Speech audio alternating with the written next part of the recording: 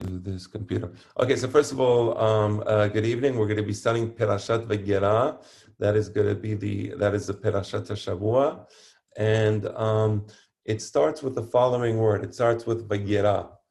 Vayera elav Adonai ve'elone mamre vehu yoshev petach ha'ohel kechom hayom.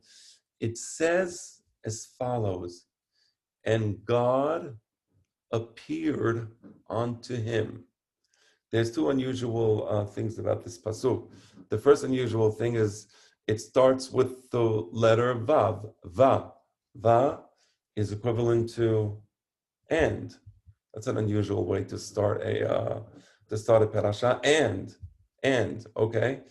And the second unusual thing is it doesn't mention the name of Abraham Avinu. It says, and God appeared to him. It could have said equally, and God appeared or revealed himself. God revealed himself to Abraham. So what is this about? So the two questions actually cancel each other out. The two questions answer each other. And God appeared to him, meaning the story we are reading in this week's parasha is actually a continuation of last week's parasha. So this vav of va is called vav ha'hibur. Vav ha'hibur means this is a vav that connects the two parashiot. So there's an intimate relationship. There is a very close relationship between the two parashiot, meaning what we read in this parasha is a direct effect of what took place in the last parasha. And that also explains why it doesn't mention Avraham Avinu's name. Because we were talking about Avraham Avinu. We were talking about Avraham Avinu at the age of 99, making a Berit Milah. So it doesn't have to say Vayera el Abraham because that's the subject of the story. So it says Vayera elav. That's important. Now, let's say where. So we know when this took place. This takes place right after the Berit Milah, and the Hachamim actually say it took place on the third day of the Berit Milah. The third day of the Berit Milah, back in the days of the Talmud, and probably not till,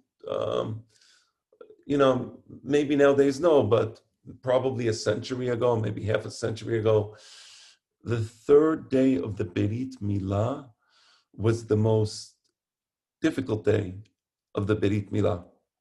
It was the most painful day of the Berit Milah. Today, I think that's not true because probably today they have different types of ointments and creams, and because of that, it's no longer what it used to be. But it used to be that on the third day, the baby would be crying a lot because he would be in some pain.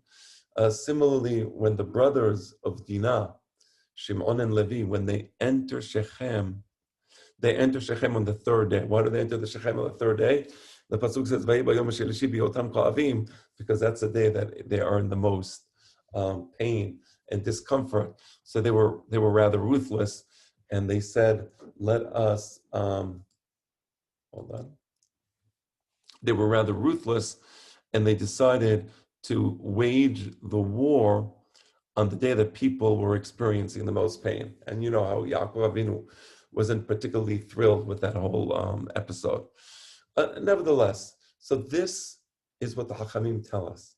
The Hachamim tell us that this parasha takes place on the third day of the Berit Milah, which is the most painful day. Now keep in mind also that we're dealing here with a man who is 99 years old.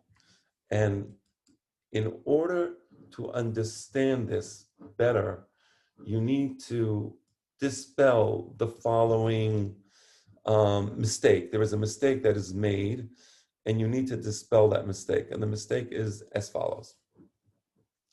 People think that in this point in human history, humanity had a very long life. We know certainly during the first 10 generations, from Adam until Noah, people did live close to 7, 8, 900 years old, and even a little more. And then between Noah and Abraham Avinu, there was a downfall, and the ages of people became normalized. Harambam says that actually, by the time of Abraham Avinu, people did not live long lives. So people say, oh, he was 99 years old. Well, that's not so old. It was very old. He was a 99-year-old person, also by our standards of age. So that's an important point to understand the parasha. So Avraham Avinu was 99 years old. He is on the third day of the Brit Milah. It is very painful, and he is located in a place called Eloneh Mamre.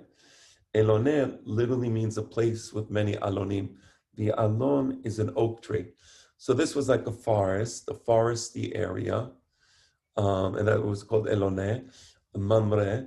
And Abraham Avinu was in this area. This is a place next to Hebron, in the area of Hebron, where modern day Hebron is. And he was sitting, he was sitting outside of his tent, and it was during the time of the day that the sun is getting hotter and hotter. So that's a scenario. That's when it took place. That's where it took place. And the pasuk continues and it says, Vayisa Einav Vayar Vehineh. That's an interesting phraseology. I'm going to read it again, and let's see if somebody recognizes that phraseology. Vayisa Einav Vayar Vehineh. That's a phrase that actually repeats itself. That's a phrase that repeats itself. Excuse me just one moment while I get myself a cup of water. I apologize for the interruption. I'm sorry. Record. All right. So, Vayisa Einav Vayar, Vayisa Einav Vayar, Vehinne Shelosha Anashim Nisabim Alav, Vayar, Vayaros Likrata Mipetach HaOhel, Vayishtahu Arsa. So he lifts up his eyes, and unexpectedly, he sees 3 people. Okay, that's a continuation of the story, okay? And they are standing above him. And when sometimes your mind sees something, and your mind takes a moment to react. So it takes him a moment to react. And as he's looking at them, he suddenly reacts to their presence. And it says, Vayaros likratam mipetach ha'oel vayishtachu arsa. He runs. Vayaros means to run. He runs in pursuit of these people. And out of respect, when he reaches the people, he, so to speak, bows down before them. Similarly to the Queen, when you meet the Queen of England, I believe the custom is to curtsy? Is that the correct terminology?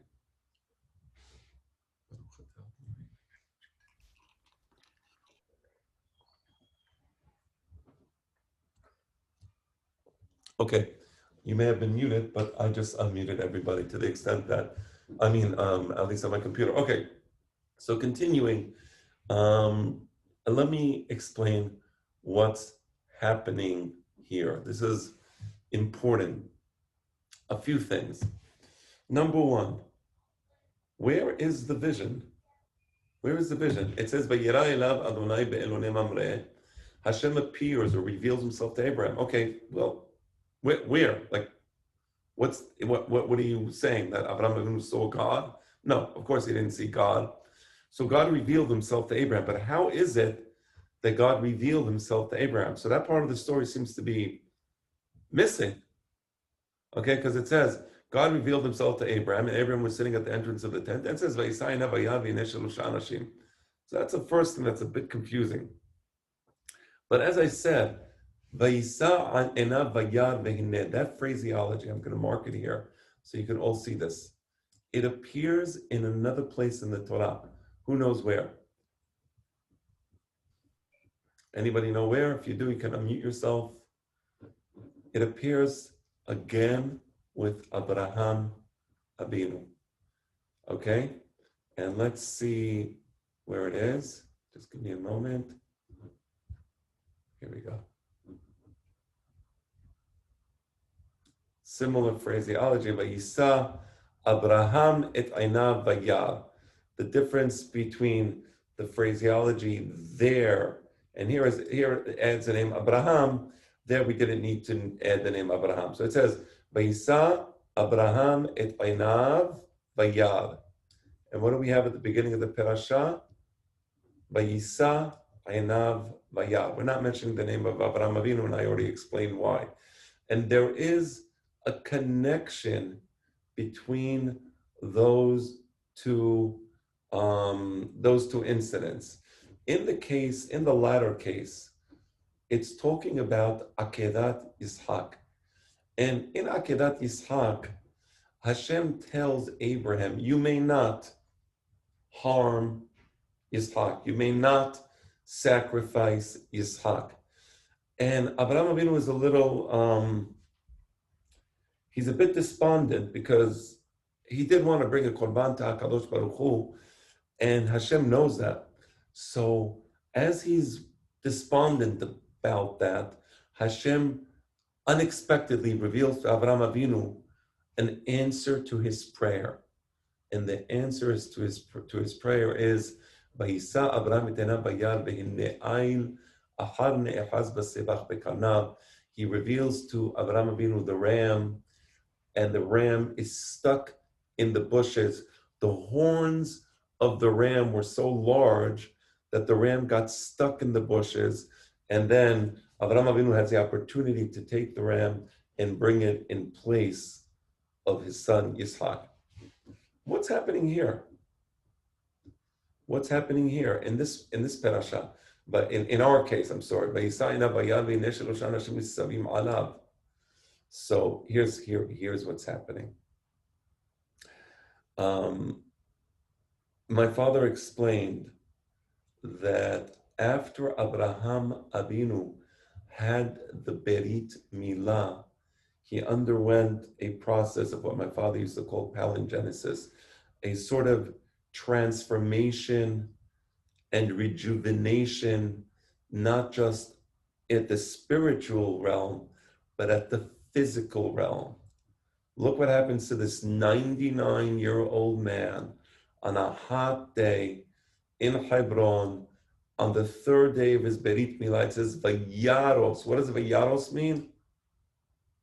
He ran. He literally ran to them. Meaning this is now not just a person who is old and frail and at the end of his life. He's running. He's filled with energy. He curtsies before them. And then he, just to continue, look here, I'm just going to skip a few passages, but just so you see the idea of palingenesis. Vaymaher Abraham ha'ohel Yisrael. When you come home from work, you're a little tired. Now, none of us are 99-year-old. We're all like, let's say, I don't know what the ages of the people in the group are, but let's say 30s, 40s, 50s, maybe a few 60s. When you're in the 70s and 80s, I understand people tell me that you lose a lot of energy. I don't have to say that when you're in the 50s, people tell me you lose a lot of energy because I'm in the 50s and I've already noticed that. So I don't need somebody to tell me that part. But by Maher Abraham is rushing. By Maher, he's rushing to the tent where Sarah is. Vayomer Mahali, and he tells her, "You hurry up." Well, what do you mean you hurry up? She's an old lady. I mean, this is the very old lady. She's 90 years old. Okay. And then just to show you, again, I'm just rushing from place to place. Ve'ela bakar ras Abraham. Abraham Avinu runs. Again, you see the word runs? Doesn't say ve'ela bakar halach. Ve'ela bakar ras. He runs. Okay? And what does he do? Vayikach ben bakar rach batov. He finds a good, nice cow, a good succulent cow, right? So Abraham Avinu is doing these things that normally a younger person may do, right? Or maybe even a middle-aged person will do. And then it continues, Avraham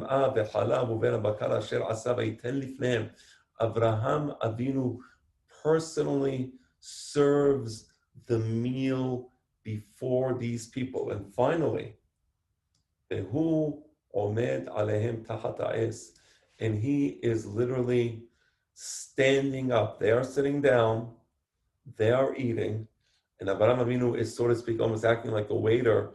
He's standing up. What can I get you? Do you need anything? What do you want? Okay. So all of this, again, it evinces a certain youthfulness of spirit, and I would say even a physical youthfulness that seems to be unusual. So here's what this means. Hashem appears to Abraham. And what is it that Hashem revealed to Abraham? He revealed to Abraham that Abraham Avinu now is no longer a man who is old at the end of his life, who lacks energy. Rather, he reveals to Abraham that Abraham Avinu is now a rejuvenated person who will have children, who has energy, whose wife is like a young lady and is beautiful. Later on in this week's parasha, incredibly enough, Sarah is old. She's old. She's 90. And incredibly enough, let me just find the pasuk. Give me a moment. In this week's parasha, Abraham and Sarah, they go to the kingdom of the Pelishtim in the south, and Sarah is so beautiful now. She's 90. That Abraham Avinu has to tell Sarah, please, can you lie? Remember when you were very young, when we first came to Eretz Yisrael, we were both a young couple. They weren't so young then, but nevertheless, younger than now. He tells her, please lie and say that you're my sister because the king is going to want you. So this is what Hashem revealed to Abraham. The process of the Berit Milah would normally make you weak and frail, and it would be a dangerous situation. But in the case of Abraham, he's fully rejuvenated. And not only is he rejuvenated, because if you're a husband and you're rejuvenated, but your wife is not rejuvenated, that's not an ideal situation. But here, not only is Abraham Avinu rejuvenated, but Sarah Imenu is rejuvenated, and Abraham sees it. He tells her, Bayom el Mahari, hurry up. Shelosh se'im kemach solet, take 3 gallons of fine flour and make breads and biscuits, right? So that's the vision. And here's the thing. You have this, so what's Vayisai and Havaya? So what does it mean, Vayisai and Havaya? Now you understand the vision. Okay. What is Vayisai and Havaya? So we said in the case of Akedat Yitzchak, Avraham Avinu had this want. He wanted to bring a korban to Hashem. He felt dissatisfied at the fact that, well, he's not bringing Yitzchak, but he just built this Mizbeach, so let him bring something. He was dissatisfied. He was upset about, somebody's at the, I didn't miss a person. He was at the waiting room. I really have to fix the settings here. Okay. So he's dissatisfied, and Hashem gives him something to do with his want. What does he give him? He gives him an ayin. He gives him a ram. So that's to satisfy the desire of Avraham Avinu to bring a korban. In this incident, Avraham Avinu has this energy. He's rejuvenated. And what do you think Avraham Avinu wants to do with his energy? He wants to do achnasat orchim. He feels like a young man again.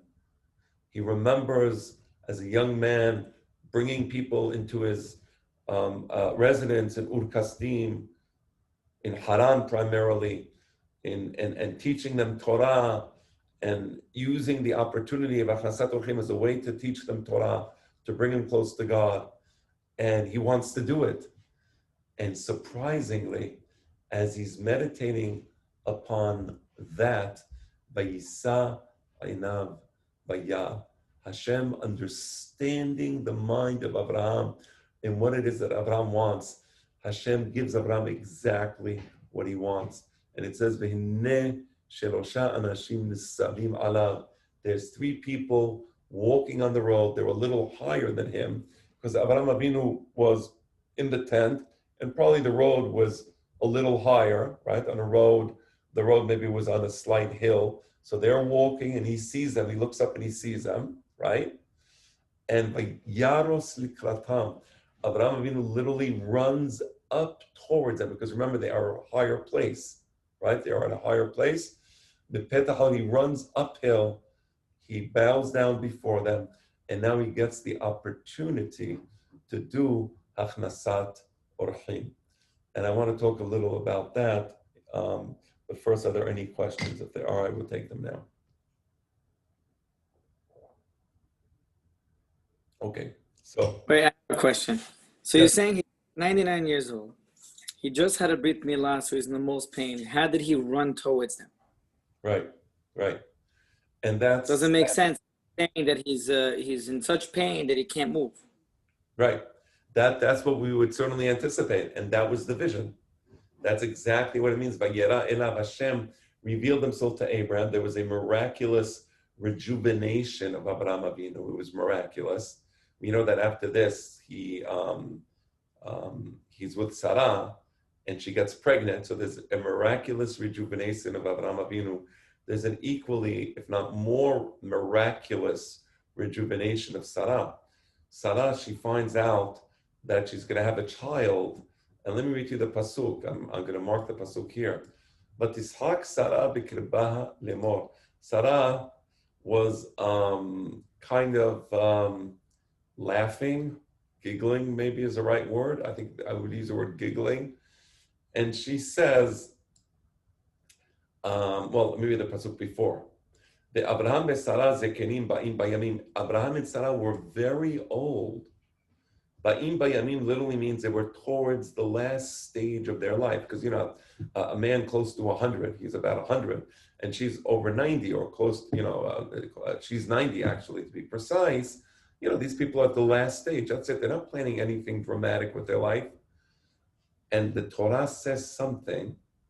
Hadar liyot leSarah orach kanashim. Sarah no longer had the cycle that women have, right? Meaning her ovaries were gone. That was it. There was nothing left there, right? So when Sarah hears that supposedly they're going to have a child, she giggles. But Ishak Sarah b'kirba lemor. She giggles to herself. She's respectful. She's not going to do it externally. And she says the following. Look what she says. After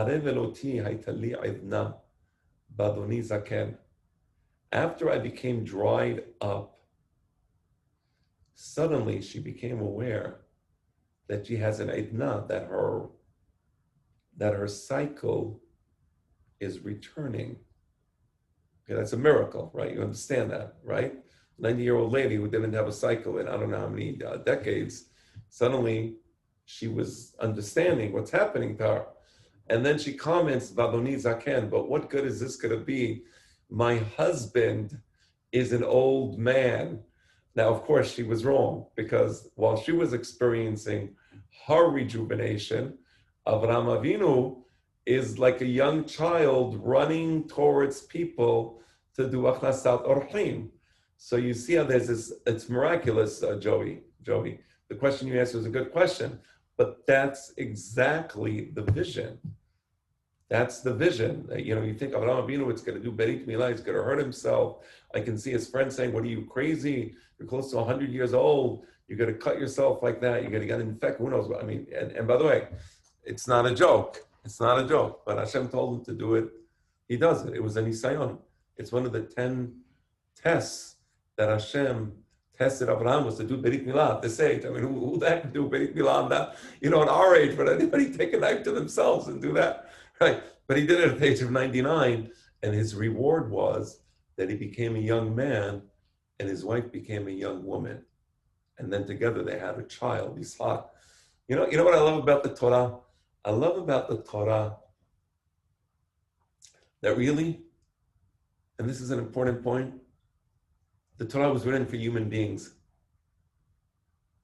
It wasn't written for malachim, for angelic beings, and angels are not interested in whether the wife is old or young, right? Um, a female angel wouldn't care whether her husband is old or young, right? I love the humanity of the Torah. It's speaking to people, to beings such as ourselves, right? You know, oftentimes you hear like these stories about these great rebbes, and you know, they're not human. It's not human stories, right? You know, like that rebbe, you know, did this and that, and this is humanity. There's a certain humanism in these stories, and that's what I love about it.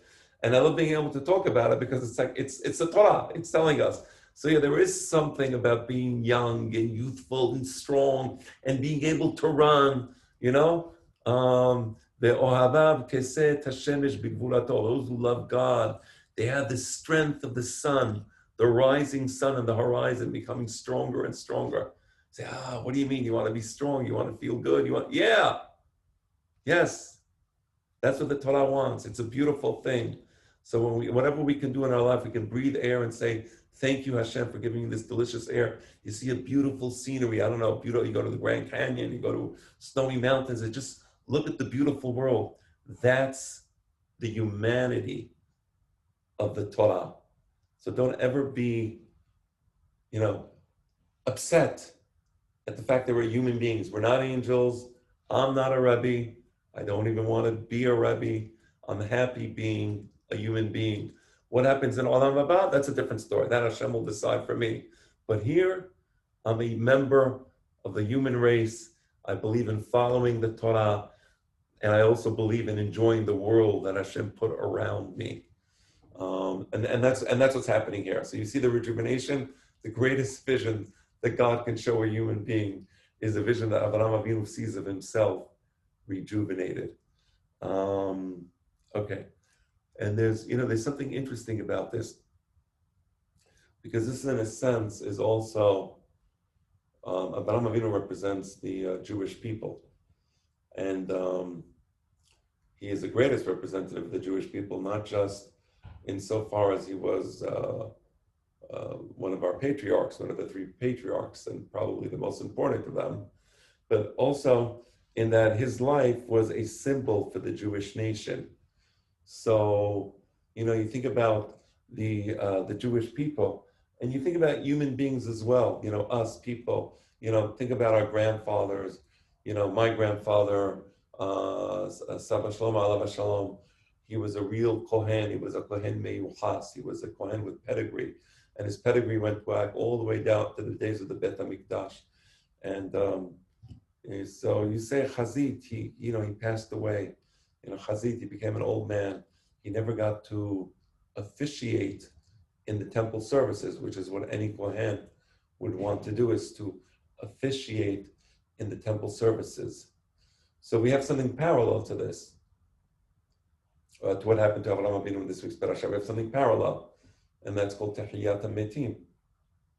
We believe, and not only we believe, we affirm, and we know as a fact, as one of the 13 principles of one of the 13 axioms of the Torah that we learn from the Chachamim, is that there's going to be Tehiyat HaMetim, that the Tzaddikim in the post-Messianic era will somehow come back into their physical bodies. Only the physical bodies will not be the bodies that they left when they were old and they died. That would not be a good thing. But rather, they would come back into the physical bodies in a young and rejuvenated form, right? So people who were Kohanim would have the opportunity to worship in the Bet HaMikdash, right? People like myself, I'm a Levi, I would love the opportunity to do some of the works of the Levim in the Bet HaMikdash, right? I would love to be by some of the great Chachamim. I was privileged my whole life to be with my father, who I consider to be really one of the great Chachamim of many generations. So that's a great privilege. It would have been nice to see my father with other great Chachamim as well. I would like to see that. So all these things that we dream about, we can't do it because the world around us doesn't allow for that, right? So the point of the vision of rejuvenation is that there is the possibility, and not just the possibility, but there is an actual promise by Hashem that we will experience rejuvenation even from the depths of death. And that's Tehiyat HaMetim. So I want you all to be aware that what happened to Avraham Avinu was, in a sense, minimal compared to what's going to happen to us in the future world, whenever the Tehiyat HaMetim takes place. So we will all, in a sense, have the zechut with Hashem's infinite grace to experience a similar and even a greater rejuvenation in the Tehiyat HaMetim. So I did want to bring that to your attention. All right, let's continue. Yes, did that answer your question, Joey? Yes, thank you. Good. All right, let's continue. All right, here we go. I'm going to read the next pasuk. Vayomar. It's just hard to see this. This is not what it says. It's a kames. Yeah. Vayomar Adonai imna masati hain be'ainecha al na ta'abor me'al abdecha.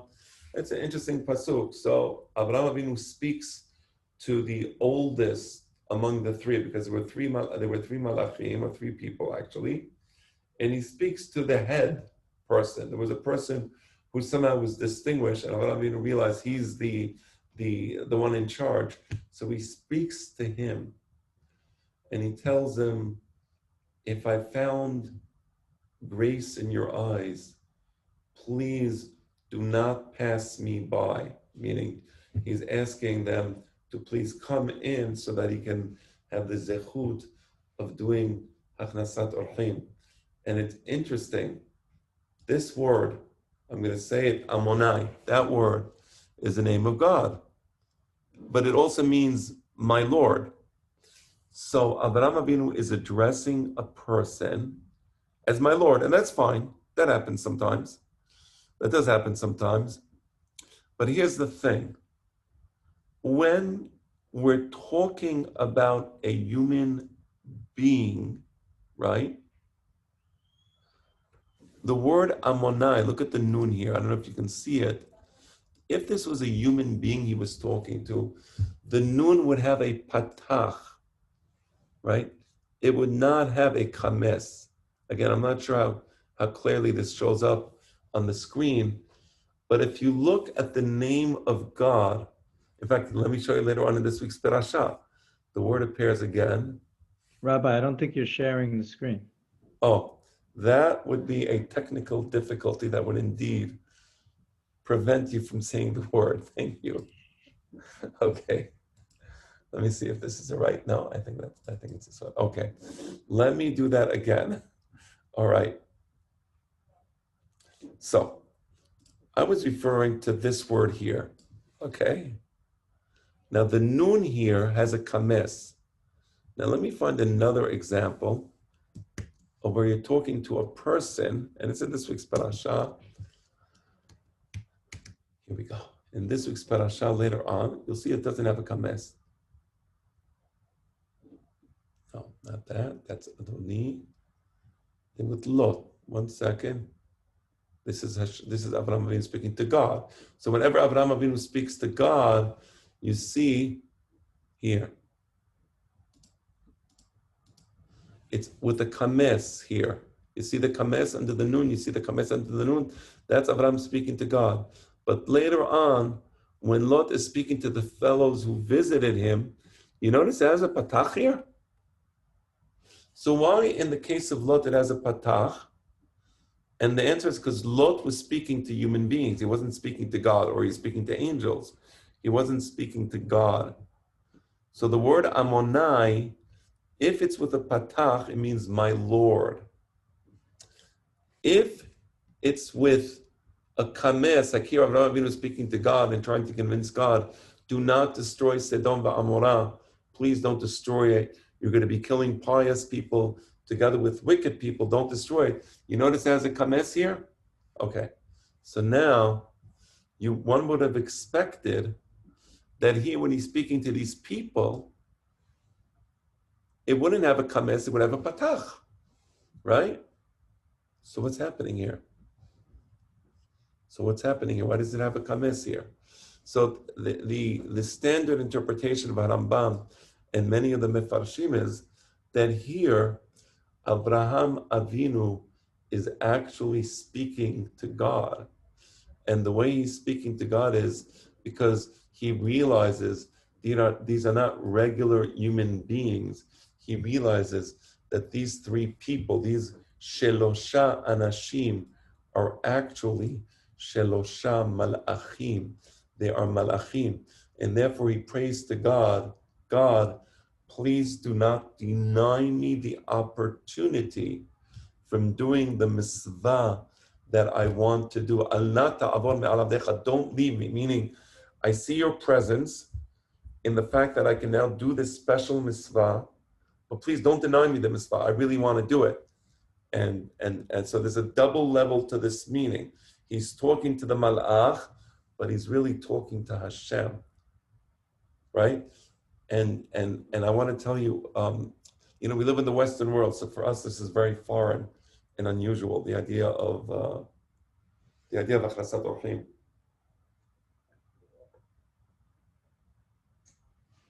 But my father tells me when he was a young child in Argentina, the idea of achnasat orchim was still alive and flourishing, so that if somebody came to the synagogue, people would jump at the opportunity to have the zechut of inviting this new person to the knis. Meaning there's a person coming visiting the knis from another city, and people would very much welcome the opportunity to do achnasat orchim, to the extent that arguments would break out between people. So my father tells me, in a good way, of course, who gets to do the achnasat orchim?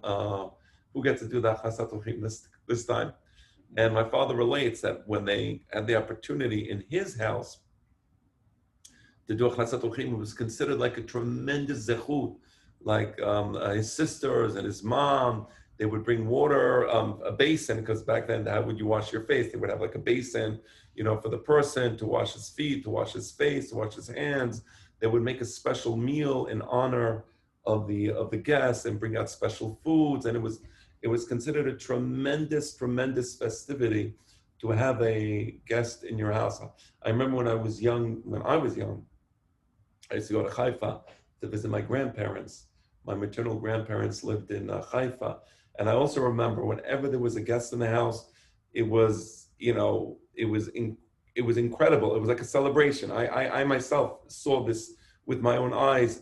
They'd bring out, the best meat and sambusak and kibbeh and chine. They would make, a crazy meal and arak in the middle of the day. Didn't matter, So it's so interesting because, we live in a Western world, and Tassos is like, you don't invite strangers to your house. What are you, crazy?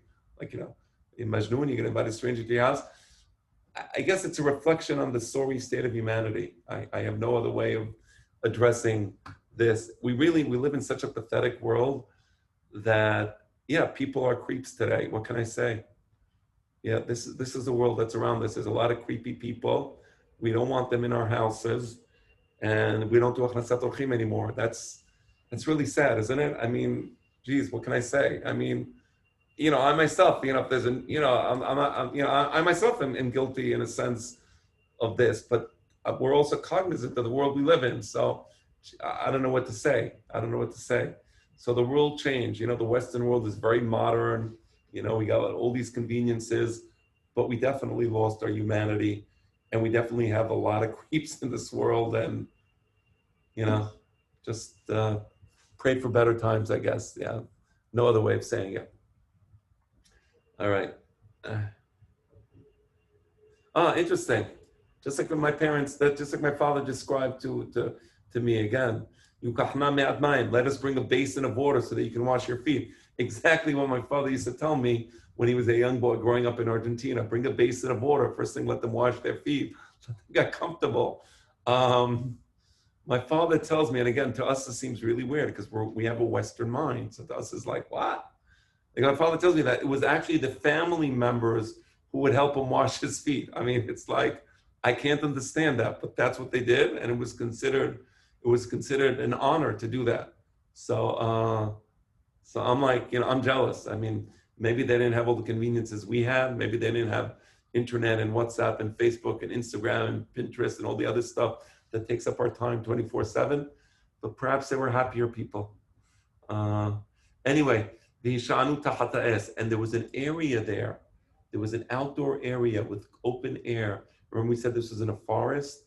So there was an area there under the tree where they were able to sit down and relax while the food was being cooked for them. So while the food was being cooked for them, he has a special place outdoor under the tree where they can relax in the shade. And he tells them as follows: while you're relaxing in the shade, I'm going to take fat lechem literally means a morsel of bread. That's what he says. He says, I'm going to take a morsel of bread. You will have the opportunity to nourish yourselves on this morsel of bread. And then after you have done so, you will be able to continue on your way. Now, the Hachamim teach us that one of the great things about the Tzaddikim is that, and what we teach people is, Emor me'at, la'aseh harbeh. Always try to, when you make a promise, when you say you're going to do something good, try to minimize what it is that you're saying. Emor me'at, don't speak too much. La'aseh harbeh. But when it comes to the action, then that's the time to do more, right? So look at Avraham Avinu. Avraham Avinu says, I'm going to give you a morsel of bread, fat lechem. What does Avraham Avinu do in reality? He doesn't just give them a morsel of bread. He goes to Sarah, he says, Mahari, shelosh se'im kemach solid. I want you to take 3 gallons. Each se'ah is equivalent to approximately a gallon. Take 3 gallons of fine semolina flour. So basically what that means is each person, there's 3 people, so there's going to be a gallon of flour from which you're going to be making a huge loaf of bread for every one of the malachim, right? He says, Lushi va'asi urot, make these delicious, thick breads, right? So I guess like delicious Italian baguettes, right? So he says, now these are going to be big baguettes, but it's not just the bread. He told him he's going to give him a morsel of bread, when in fact he's going to make him these giant baguettes for each of them. But in addition, Avraham Avinu runs to the place where he had his cattle, and he personally selected one of the finest cattle there. You know, there's different types of cows, there's different qualities of cows. If you want a really good steak, you get it from, I think, Nebraska. I think they say that the cows from Nebraska make very good steaks. So they have different types of cows for different types of steaks. He personally selects a cow that was rach vatov, succulent, good meat. And he had a servant there, by maher la'asot, and the servant is under instructions to quickly prepare the meat for the guests. You understand? So what Avraham Avinu is doing here is a very festive meal. And the Gemara in Masechet Bava Mesi'ah, it was Daf Pevav, if I'm not mistaken, it says that he actually took one, the same way there was 3 baguettes, one for each one of the malachim, there was actually, Avraham Avinu took 3 cows, one for each one of the malachim. And the Gemara says, well, really, I mean, no person can eat a cow. A cow is like, you could probably feed 100 people or maybe 300 people. It's a huge amount of meat. What are you going to do with the cow? 3 people, 1 cow per person? How does that make sense? So, anybody know the answer? How can it be 1 cow per person?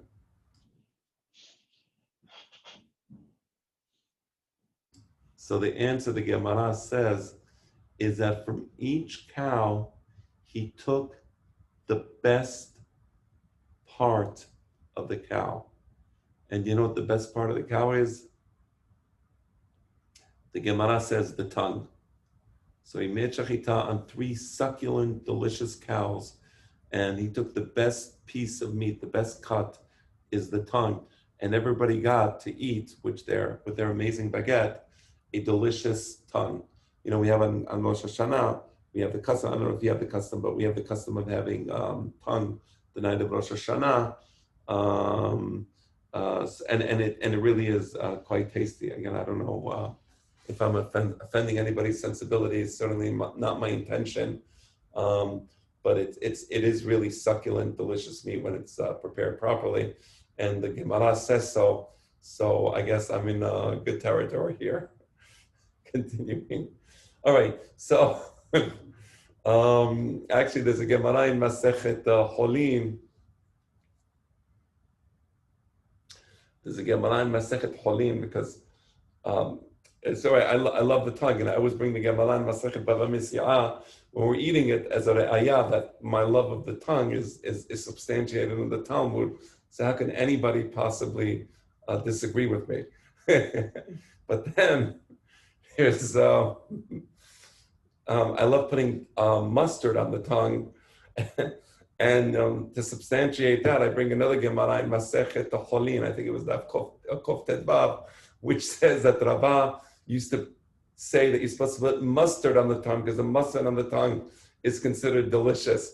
So I also have that Gemara to support me. So nobody can argue with me on the night of Rosh Hashanah. I enjoy myself. I eat the tongue with the mustard, and I bring the Gemariyot to support my position. So we all enjoy the tongue, and we also enjoy a good time. But nevertheless, this is what happened with Avraham Avinu, and eventually, what takes place from this is that a year later, Abraham and Sarah have a baby boy, and in a sense, this rejuvenation wasn't just an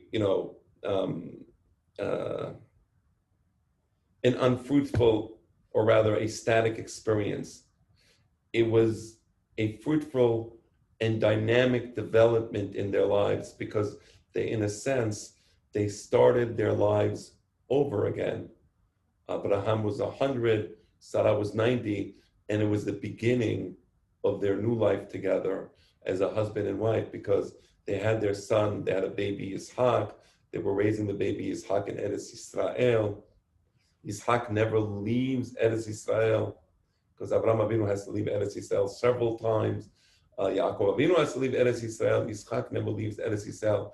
So they start a new life together with their baby, and they raise their baby in Eretz Yisrael. And this parasha describes what happened to them after they had Yitzhak. And it's a parasha that gives us a lot of hope. We live in difficult times, and a lot of times you wonder where things are going to go. Thank God we have parashiyot like this to give us hope and to give us a vision of the promise that the world holds. But in order to get that promise, you have to be aligned with Hashem and aligned with His mitzvot. So Avraham Avinu was aligned with the mitzvot that Hashem gave him, and he was blessed for that. Similarly, if we align ourselves with the mitzvot that Hashem gave us, we will, in fact, find this vision in our lives in one way or another. So that's the message I wanted to give to you today.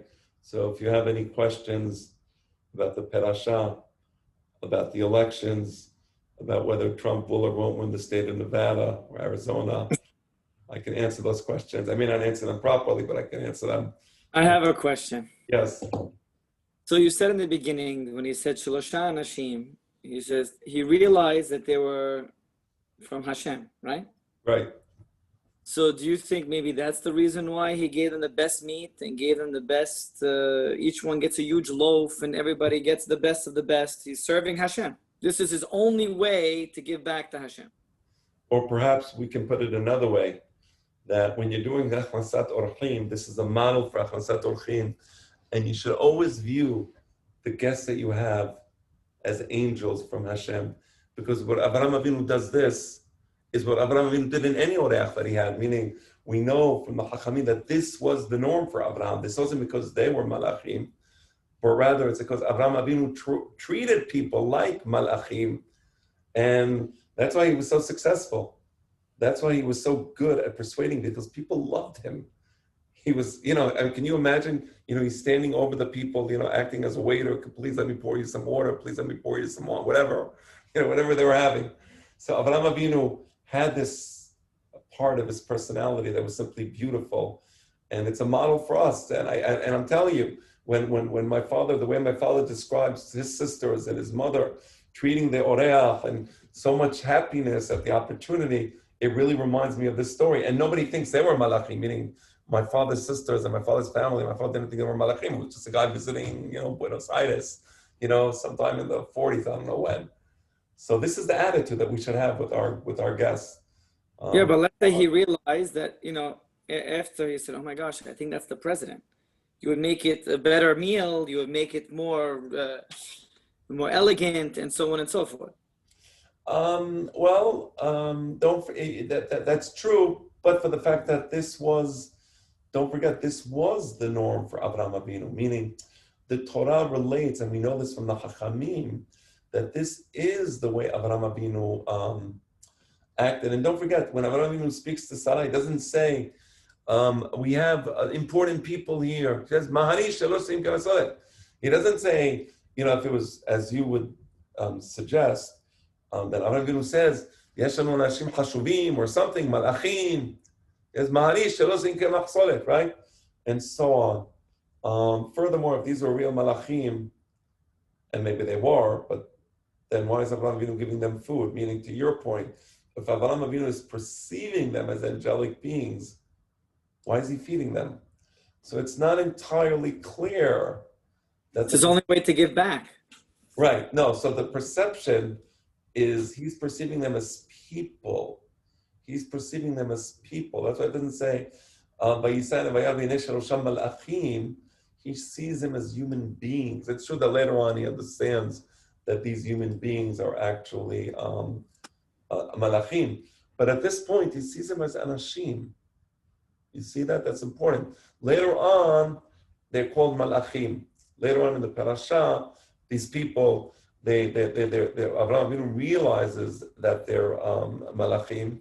But at this point, no, they're human beings. Any other questions? I see we've come to the end of our class. So let me wish you a good night, and always a pleasure. We'll see you next week, hopefully. Good question, Albert. Good question. Oh, I missed it. He asked if he knew that they were malachim, he wouldn't have given them food. Right. Yeah. He couldn't have known they're malachim from the beginning. He must have not known until later. Right. No, that's my point. He perceives them as anashim. He doesn't perceive. So who ate the tongue? What? Who ate the tongue? I would have definitely. I would have it. But okay, so we'll talk in Knis. You guys are going to be in Knis? You're back from the deal now, Joey, right? No more excuses.